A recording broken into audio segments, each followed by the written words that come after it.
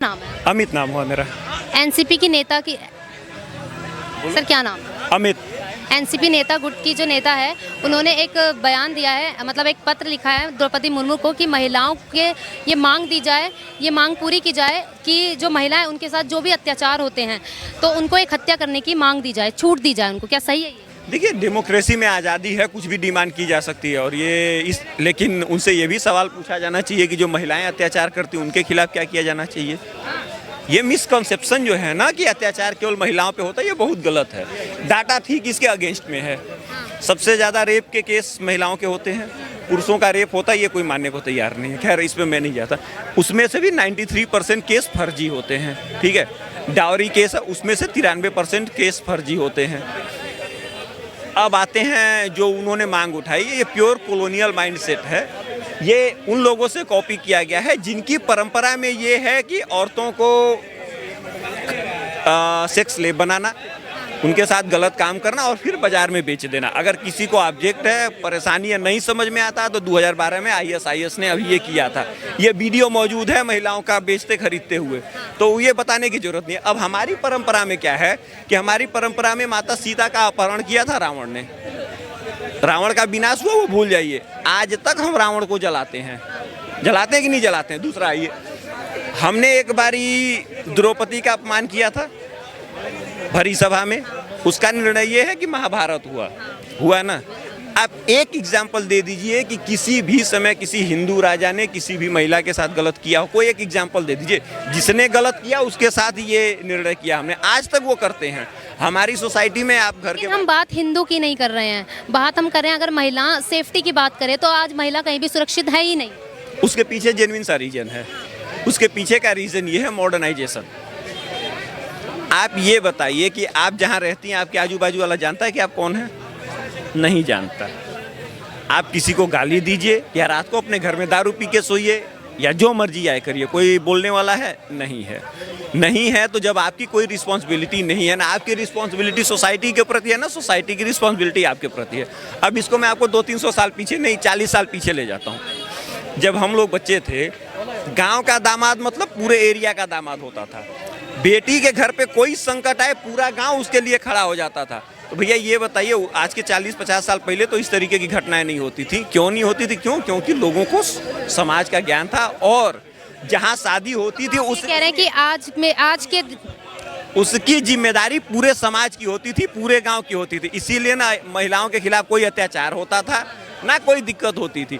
अब आप मॉडर्न चीज को कॉपी कर रहे हैं जिसमें आपको एक ही चीज सिखाया गया है कि माई राइट।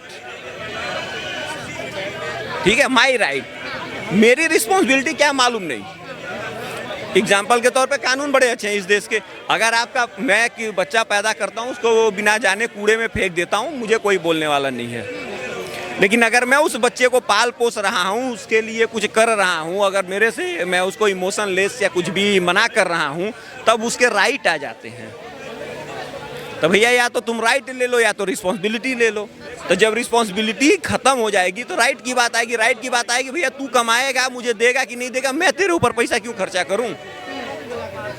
सीधी बात है। माँ बाप क्यों अपने बेटे को पाल रहे हैं? उससे अच्छा ले जाके अनाथ आश्रम में फेंक दे। सरकार ने बड़े अच्छे रूल बनाए हैं। तो भैया तुमने रूल बनाए हैं तो वृद्धा आश्रम क्यों है इस कंट्री में, अनाथ आश्रम क्यों बने हैं? उस पर कोई सवाल उठाएगा? नहीं उठाएगा। तो आज का जो समाज है वो ऐसा क्यों हो गया है? आज का समाज इसलिए ऐसा हुआ है कि हमने अपने कोर वैल्यू को छोड़ दिया है। हमने ट्राइड एंड टेस्टेड फार्मूला छोड़ के वो फार्मूला कॉपी किया है जिसका कोई एग्जिस्टेंस नहीं है।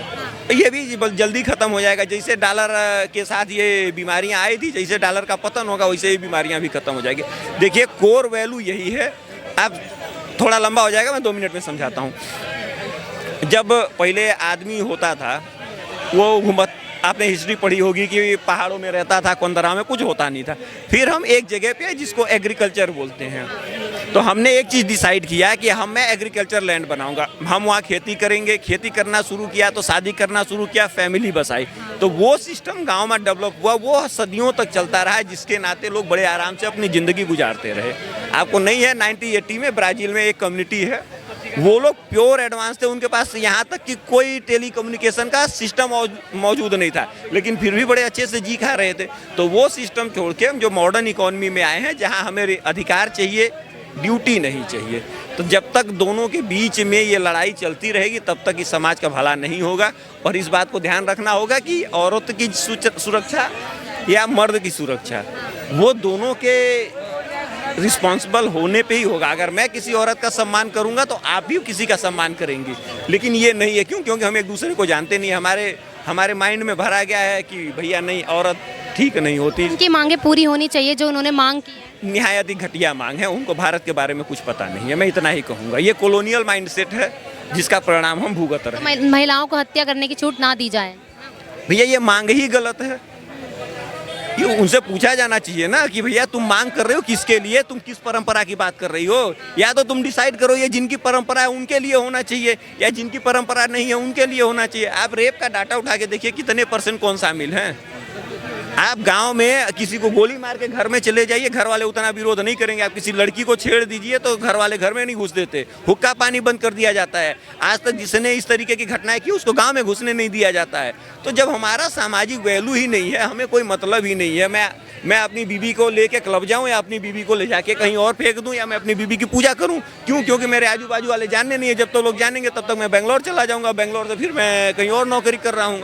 तो जब मेरा कोई फिक्स ठिकाना नहीं है, मेरी कोई ड्यूटी नहीं है, तो ये घटनाएं कभी नहीं रुकेंगी, ये कंटिन्यू रहेंगी तब तक जब तक आदमी फिक्स जगहों पे रुक के समाज के साथ जीना शुरू नहीं करने के पीछे एक सामाजिक रीजन ये है जो हमारा संविधान बनाया है। उसके पीछे सबसे पहला रीजन ये जो सिस्टम डेवलप किया गया ना कि अब बाप और के संपत्ति में बेटी का और बेटे का बराबर का अधिकार होगा। अब एक बात बताइए कि आज से अगर मैं मेरी बहन मेरे घर आती थी, ठीक है, मैं उसको सब कुछ देता हूँ, होली, दिवाली, खिचड़ी, होली सारा कुछ है। क्यों? क्योंकि वो मेरे घर आती है, मेरी खुशी है। लेकिन जिस दिन मुझे ये हो जाएगा कि मेरी बहन मेरे घर आएगी और मेरे मकान में हिस्सा लेगी, उस दिन क्या मैं उसकी इज्जत करूँगा? तो ये जो वेस्टर्न टेम्पलेट है ना, इससे बाहर निकलिए, समाज के कोर वैल्यू को फॉलो कीजिए जो इस देश की एसेंशियल पावर है, तब जाके संबंध बनेगा। आपका भाई आपके घर में आके हिस्सा मांगने लगे कि आप उसको सम्मान करेंगी? गलत बात है ना। ठीक उसी तरीके से बहन भाई के घर में जाके हिस्सा मांग रही, वो उसका सम्मान करेगा? तो ये नैरेटिव इसे जो सांसद है इनसे पूछा इसने नैरेटिव ने कि भैया ससुराल में तो तुम्हारा हिस्सा है, तुम अपने मैके में क्यों लेने आ रही हो? क्योंकि तुम्हारा भाई ही देख के तुमको खुश नहीं है। जब तुमको देख के तुम्हारा भाई ही खुश नहीं है तो तुम कितने लोगों का मर्डर करने जाओगी? तो समाज का जो कोर इशू है उसको करिए, एक जो परंपरा चल रही है उसके तहत ये जो निर्माण है उसको कीजिए ताकि आपका समाज सुधर सके। आप कानून बना के रोक सकते हैं, खत्म नहीं कर सकते। खत्म होगा जब लोग रिस्पॉन्सिबल हो जाएंगे, ठीक है। मेरी आपसे नफरत खत्म हो जाएगी तो मैं कभी आपका अहित नहीं करूंगा, लेकिन जब मेरे दिमाग में आपके प्रति नफरत रहेगी तो मेरे साथ ये जुड़े इनको भी होगी, उनको भी होगी, 10 लोगों को होगी।